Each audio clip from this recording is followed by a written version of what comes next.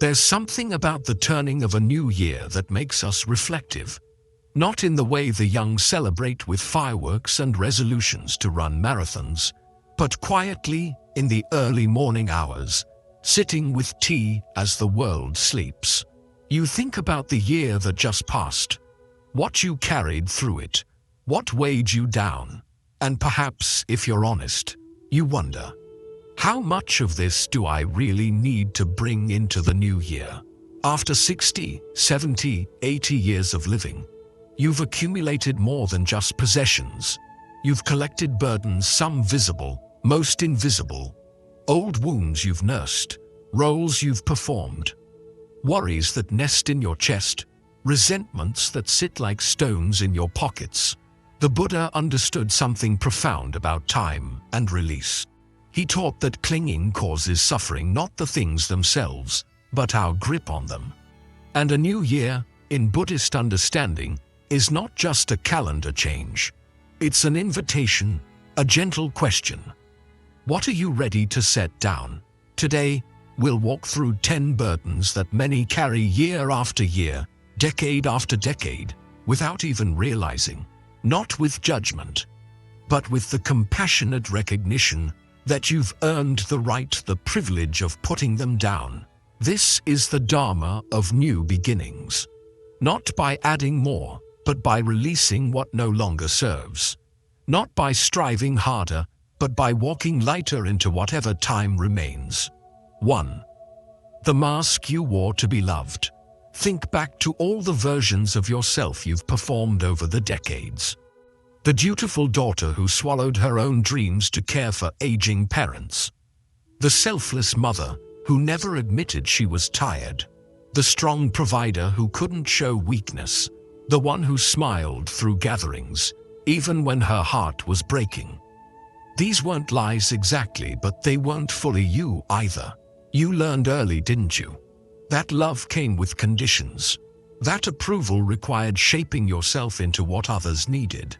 So you became an expert at reading rooms, at sensing what people wanted, at molding yourself to fit their expectations. Year after year, the mask became so familiar you forgot you were wearing it at all. The Buddha spoke of anatta, the truth that we are not fixed, permanent selves. The roles we play, the masks we wear, are like costumes we mistake for skin. He taught that one of our deepest delusions is believing in a solid, unchanging I that must be protected and presented in just the right way. After 60, 70, 80 years, haven't you worn enough masks? There's a Zen story of a monk who spent decades polishing a brick, trying to make it into a mirror. Day after day, he rubbed and polished with all his effort. Finally, his teacher approached and asked gently, "How long will you polish what can never reflect truth?" The monk looked up, confused. The teacher continued, "A brick will never become a mirror, no matter how much you polish it, and the false self you've constructed will never become your true nature, no matter how much you perfect it. The same applies to the persona we've crafted for approval. No amount of polishing makes it authentic. You can spend another decade refining the performance, speaking more carefully, smiling more convincingly, shrinking more skillfully to make others comfortable. But at the end of all that effort, you'll still be performing." I once knew a woman named Dorothy who spent 73 years being the nice one. She was the peacemaker in every family conflict, the one who never disagreed, the one who made herself small so others could feel big. At her granddaughter's wedding, someone made a toast to Dorothy, who never met a person she didn't like.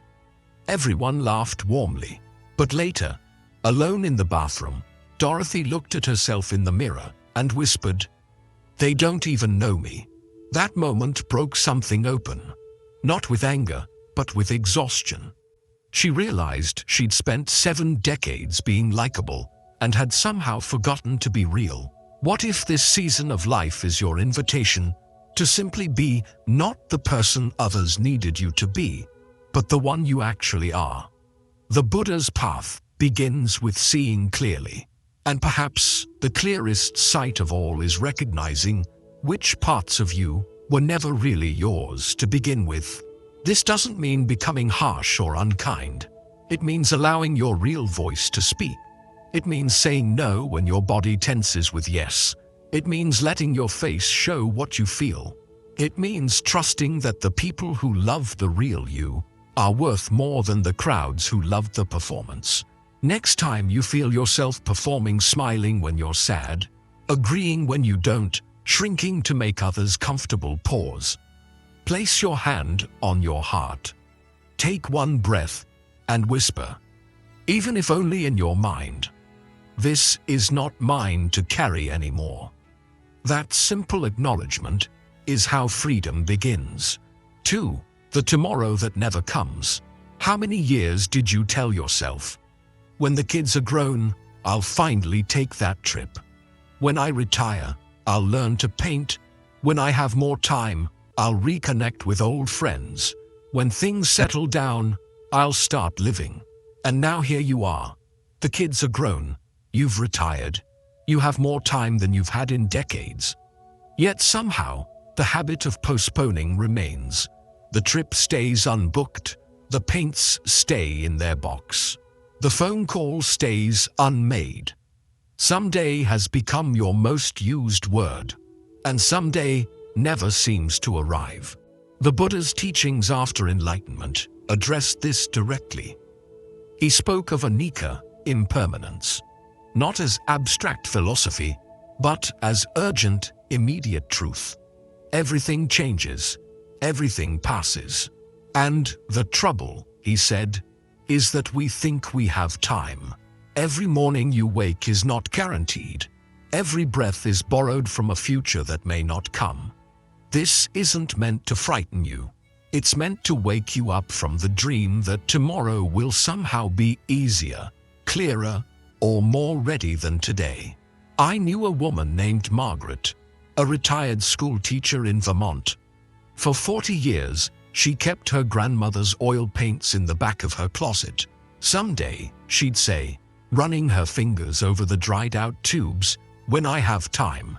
When I met her at 76, she'd finally started painting, not because she suddenly had more time, but because her sister died unexpectedly at 74.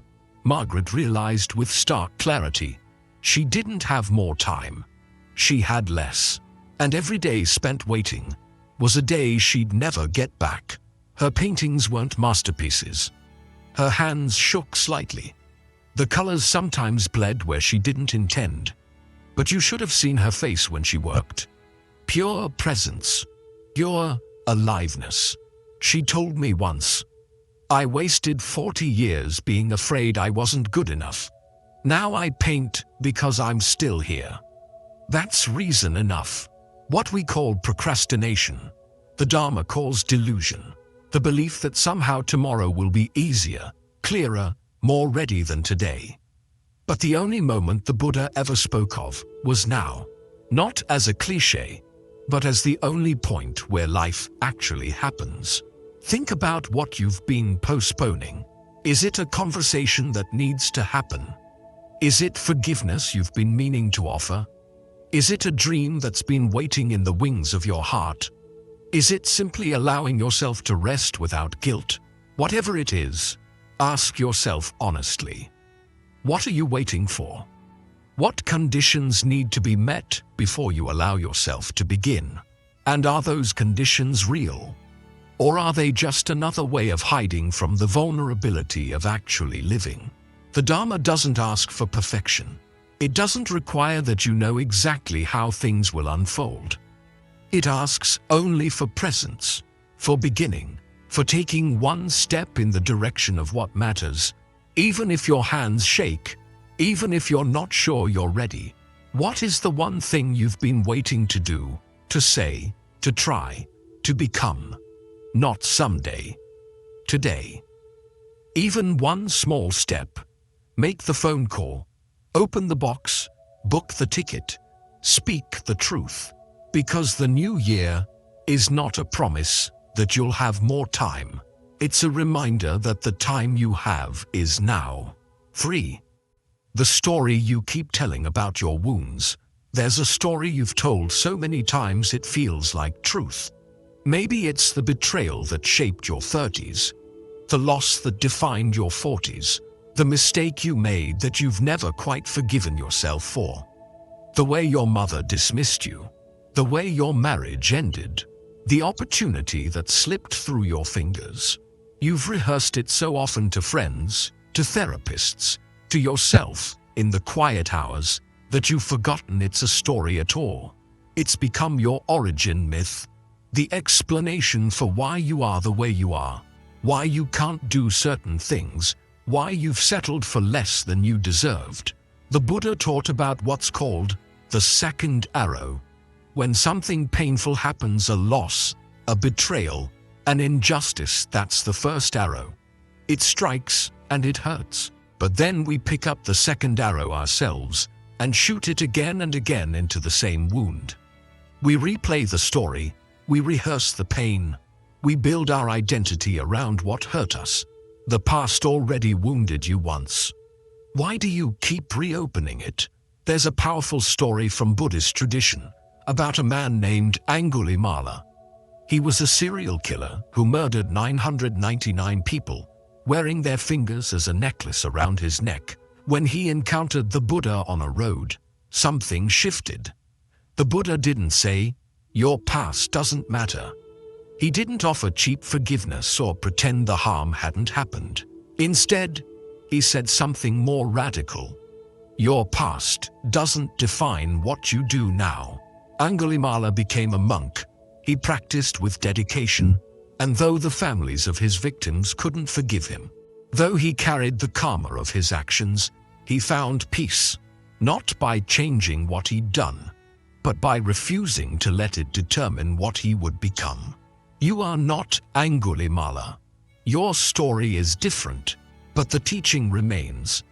At some point, you must decide whether you're going to keep identifying with your wounds, or whether you're going to let them become simply part of your history.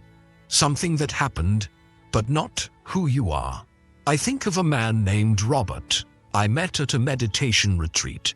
He'd spent 30 years telling the story of how his business partner betrayed him in his 40s, how it cost him everything. The story had grooves worn into it from retelling, but during a silent walking meditation, something shifted. He told me later, "I suddenly heard myself from the outside, and I realized I've been dining out on this story for 3 decades. It's become more real than my actual life." That recognition didn't erase the betrayal. It didn't make the loss less real, but it created space between Robert and his story. He could finally ask, "If I'm not the man who was betrayed 30 years ago, who am I now?" At this stage of life, you don't need a better past. You need freedom from the past. Not amnesia. The Dharma doesn't ask you to forget, but release, the ability to remember without bleeding, to acknowledge without reliving. When the old story rises, the one about how you were wronged, how you failed, how it ruined everything, pause. Take a breath and say gently, as if speaking to a child who's told the same tale one too many times. That was then, this is now. I am not who I was, I am who I am becoming. 4. The belief that someone else will make you whole. For how many years did you believe that happiness lived outside yourself? That it resided in your spouse's affection, your children's success, your friends' availability, your siblings' approval? That if only they would change, would see you, would give you what you needed, then, finally, you'd be okay. And when they couldn't give it, or wouldn't, or didn't know how the emptiness felt unbearable, you tried harder, gave more, explained yourself better, waited more patiently. Surely, eventually, they'd fill the void. Surely someone out there held the missing piece of your peace. The Buddha's final words to his disciples were these: "Be a lamp unto yourself. No one saves us but ourselves. No one can, and no one may. We ourselves must walk the path. These weren't the words of someone rejecting community or relationship. They were the words of a teacher who understood a profound truth. Your peace cannot depend on another person's presence. I think of a man named Arthur. I heard his story at a grief support group where he spoke at 81, recently widowed. He said something that stayed with me. I spent 53 years of marriage waiting for my wife to make me happy. I thought that was what marriage meant, that she would complete me, that her love would fill whatever was empty in me. And she tried. God, how she tried. But it was never enough, because the hole I was asking her to fill was in me, not in her. After she passed, Arthur faced something terrifying. Himself. Without her presence to focus on, without her love to pursue, he had to confront the question he'd been avoiding his whole life. Who am I when no one else is here? And slowly, through that confrontation, he discovered something unexpected. The happiness he'd been seeking from her had been available inside him all along. Not because she didn't matter, but because no other person could ever grant him permission to be at peace. This doesn't mean you love less. It means you love more freely. When you stop needing others to complete you, you can finally appreciate them, as they are not as support beams holding up your emotional house, but as fellow travelers on the path. This is what Buddhists call metta loving kindness, without clinging. Love that doesn't grasp. Love that doesn't demand. Love that says, I'm grateful for your presence, but my wholeness doesn't depend on it. Perhaps the great gift of aging is finally understanding. No one is coming to rescue you. Your children have their own lives. Your friends have their own burdens. Your partner, if you have one, is also just a fragile human trying to find their way. And that's not tragic. That's liberation.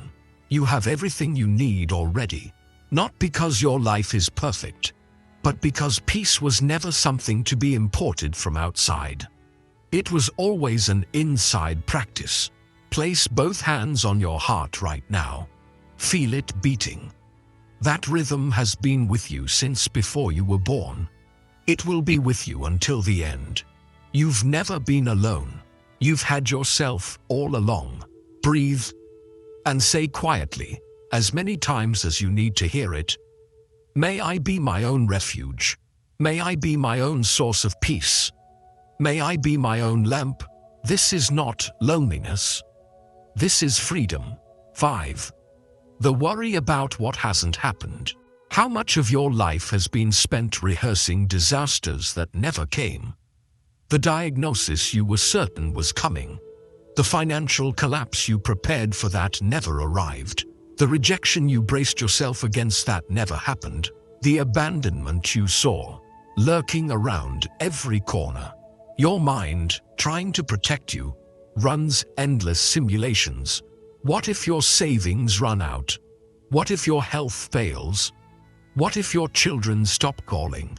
What if you end up alone? What if? And here's the cruelest part. While you were busy worrying about tomorrow's possible disasters, you missed today's actual gifts. The sunrise you didn't see because you were calculating medical costs. The friend's kindness you couldn't receive because you were anticipating their eventual departure. The peace that was available right here, right now, that you traded for imaginary future suffering. The Buddha said, do not dwell in the past. Do not dream of the future. Concentrate the mind on the present moment. And he said it not as pleasant advice, but as urgent instruction. Because anxiety is suffering in advance for something that isn't real.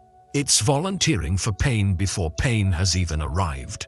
And often, for pain that will never arrive at all. There's a story of a woman named Kisa Gotami who came to the Buddha carrying her dead child, begging for medicine to revive him. The Buddha didn't refuse her directly. Instead, he sent her on a task. To find a mustard seed from a household that had never known death, She went door to door. The first house, we lost our grandmother last year.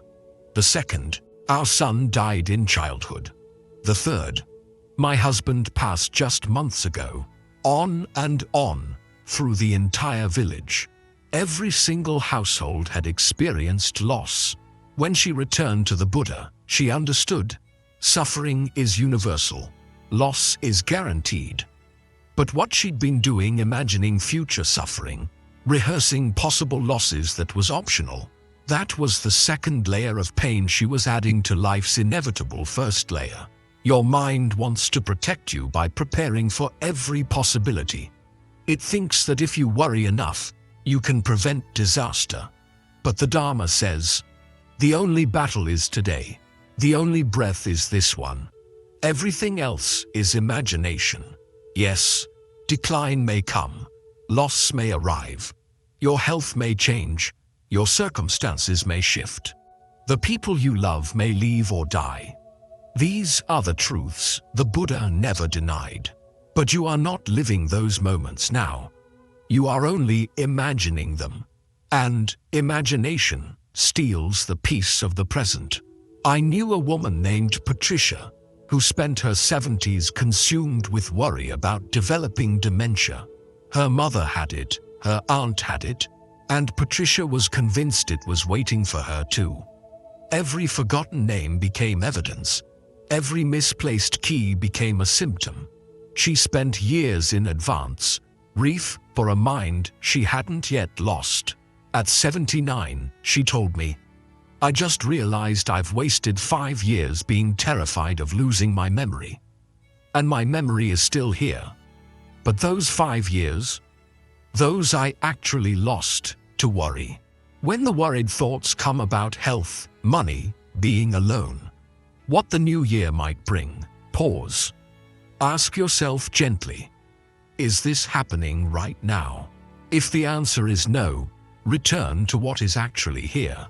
The breath moving in and out, the chair supporting you, the light coming through the window. The body is always in the present. It doesn't worry about tomorrow or regret yesterday. It simply breathes, beats, lives. Let it teach the mind what it has forgotten. Now is the only place where life happens. 6. The resentment you've carried for years. There's someone you haven't forgiven.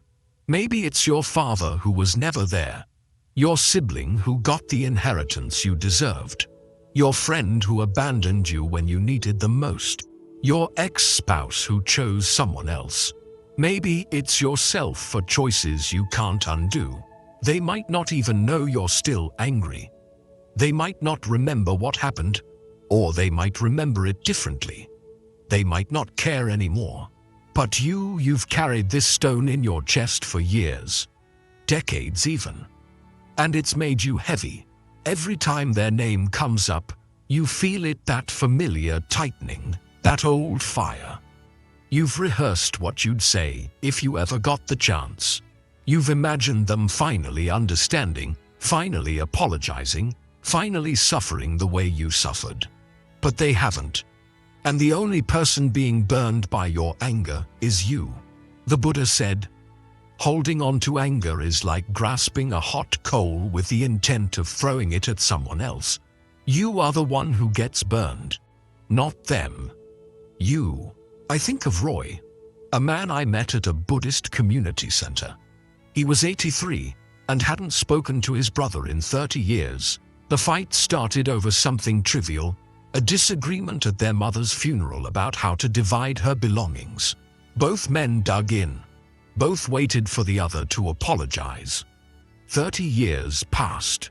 Roy told me he'd written his brother letters over the years, long, detailed explanations of his hurt, his perspective, his willingness to reconcile, if only his brother would admit he'd been wrong. But he never sent them.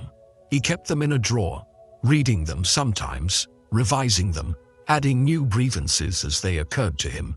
At our meditation circle one evening, someone asked Roy what he'd learned from his practice. He was quiet for a long time.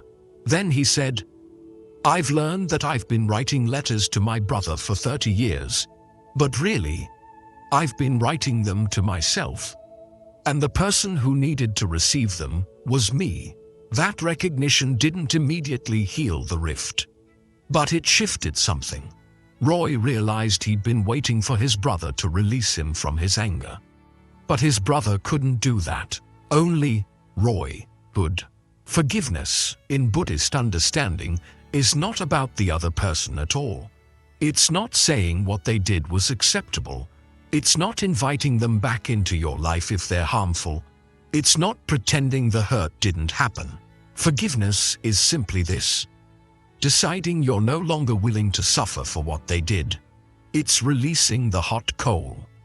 Not because they deserve your mercy, but because you deserve peace.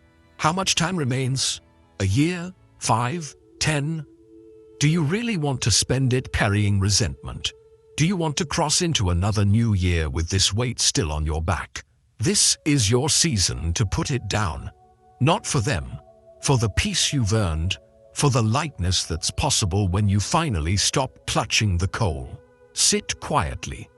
Picture the person, or picture yourself, if that's who you haven't forgiven. Take a breath and say, either aloud or in the silence of your heart, I release you. Not because you were right, not because I condone what happened, but because I am tired of carrying this. I free you so I can be free.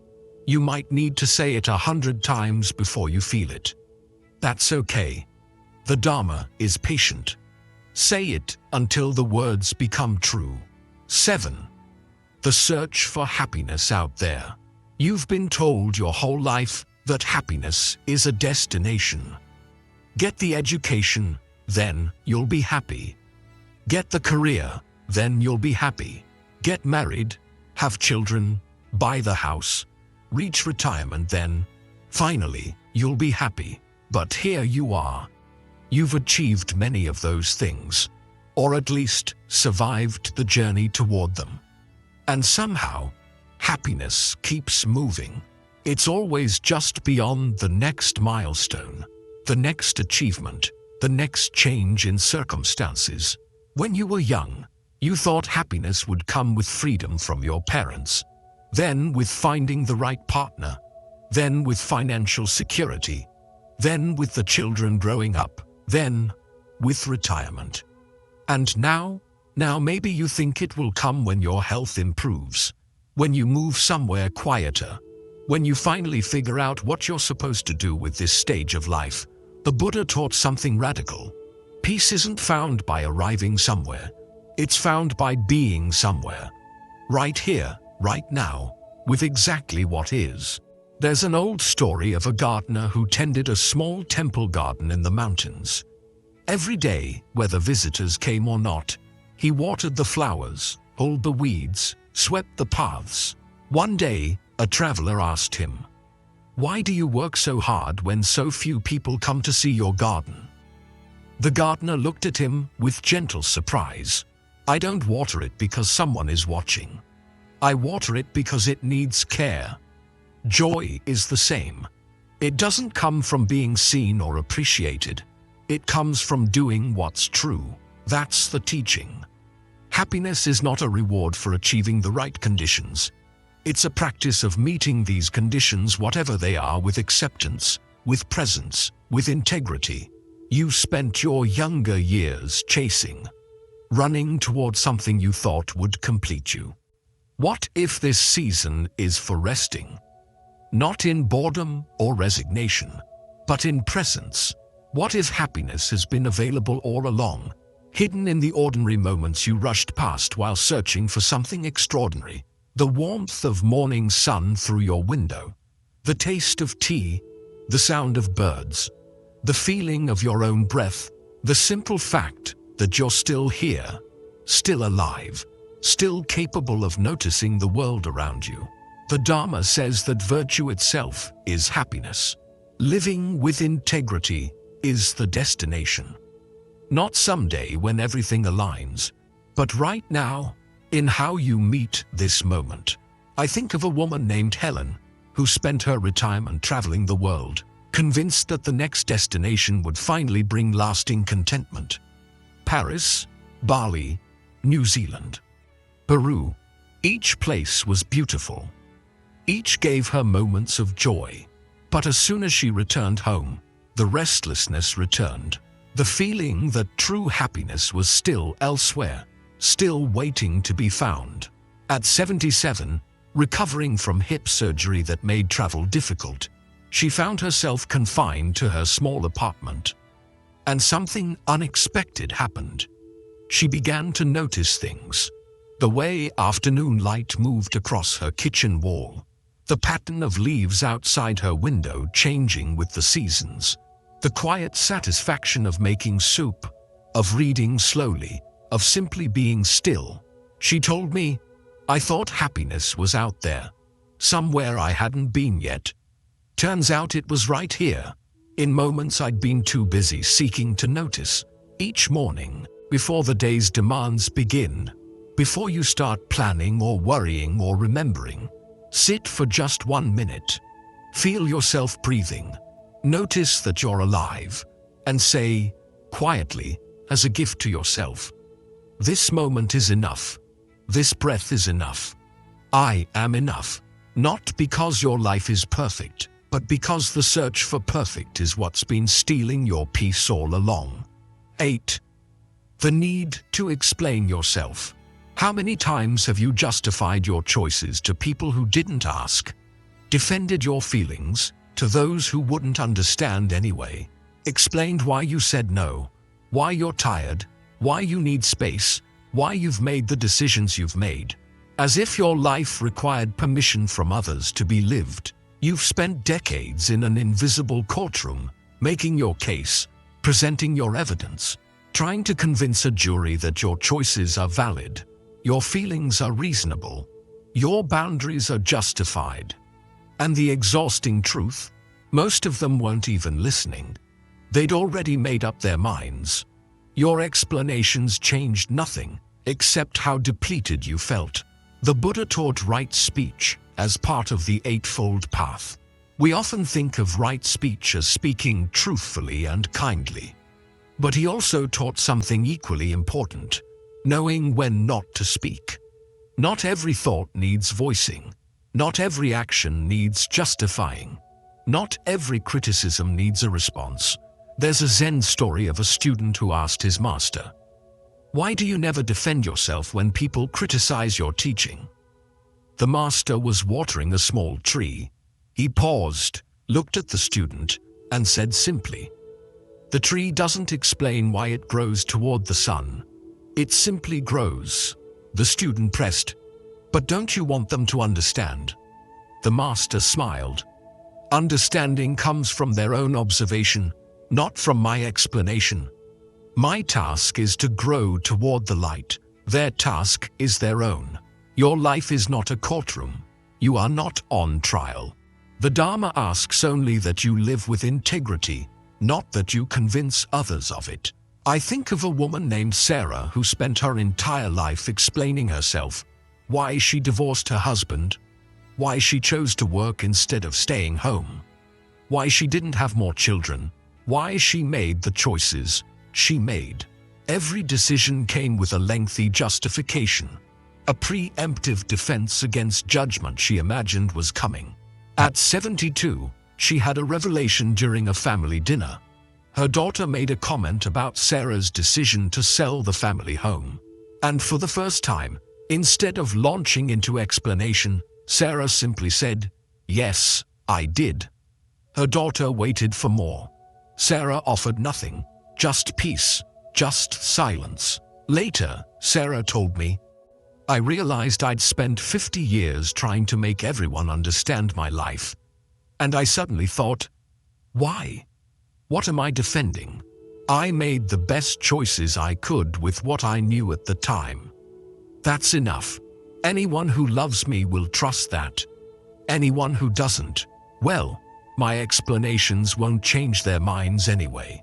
After this many years, haven't you earned the right to simply be without constantly explaining?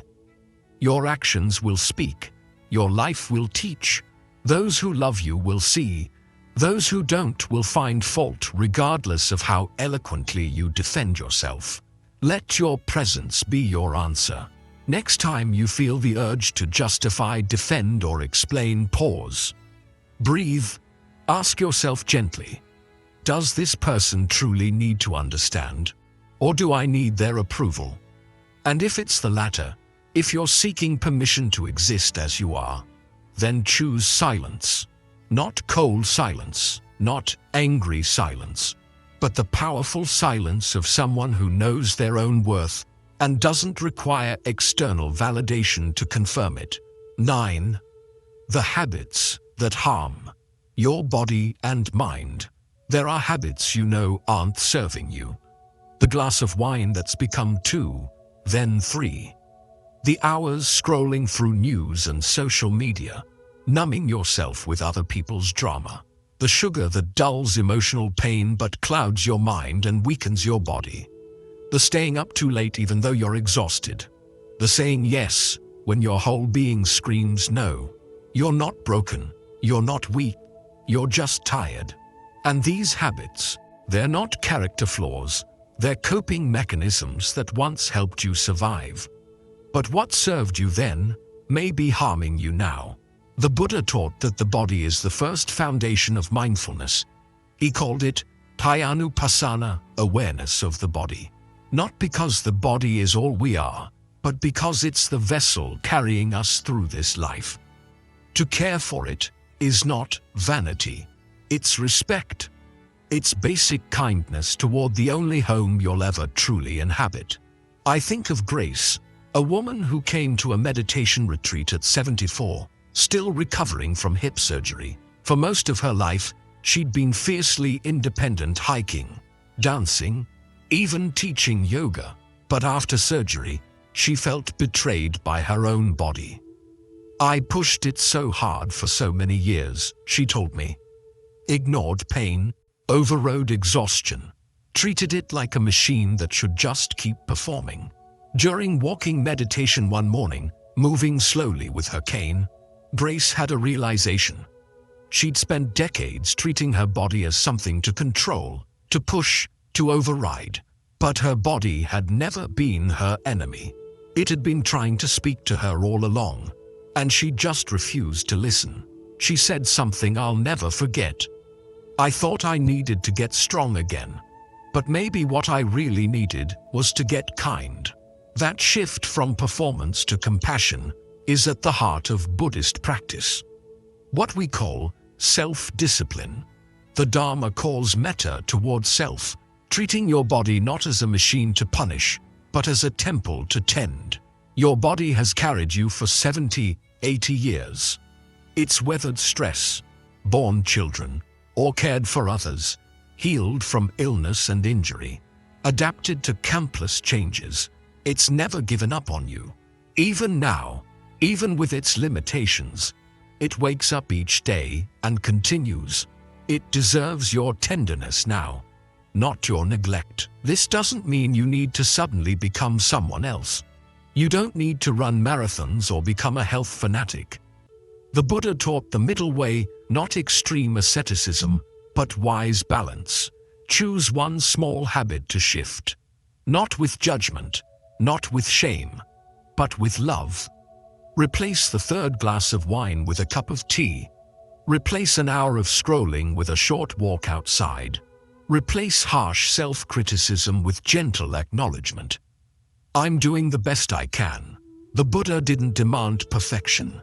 He asked for direction, for turning even slightly toward what nourishes rather than what depletes. Because the truth is simple. You can't find peace in a body you're at war with. You can't practice presence in a mind you're constantly numbing. The new year isn't asking you to become someone new. It's inviting you to finally care for who you already are. 10. The habit of judging others. It's easier to see what's wrong with others than to face what's unresolved in yourself. The neighbor who talks too loudly. The family member who makes thoughtless comments. The stranger at the grocery store who moves too slowly. the world that's not quite as you'd like it to be. You notice their flaws with crystal clarity, their selfishness, their ignorance, their lack of awareness. And in noticing, you feel briefly superior, briefly better, briefly justified in your own choices. But underneath that judgment, often, there's just fear. Fear of your own similar tendencies. Fear of being seen with the same harsh eyes you turn on others. The Buddha said something that strikes at the heart of this. You yourself, as much as anybody in the entire universe, deserve your love and attention, not others first.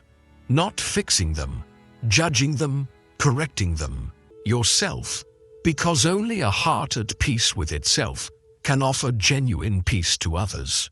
There's a teaching in Buddhism about the most beautiful bowls. The story goes that the most prized tea bowls in Japanese culture are the ones with cracks repaired with gold lacquer through a practice called kintsugi.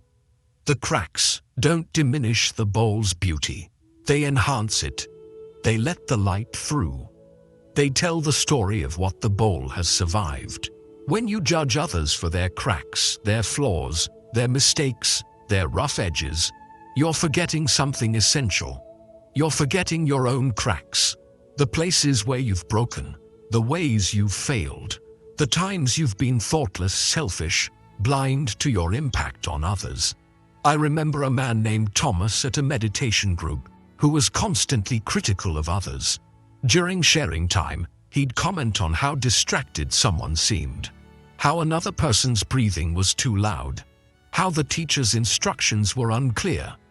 Week after week, he found fault.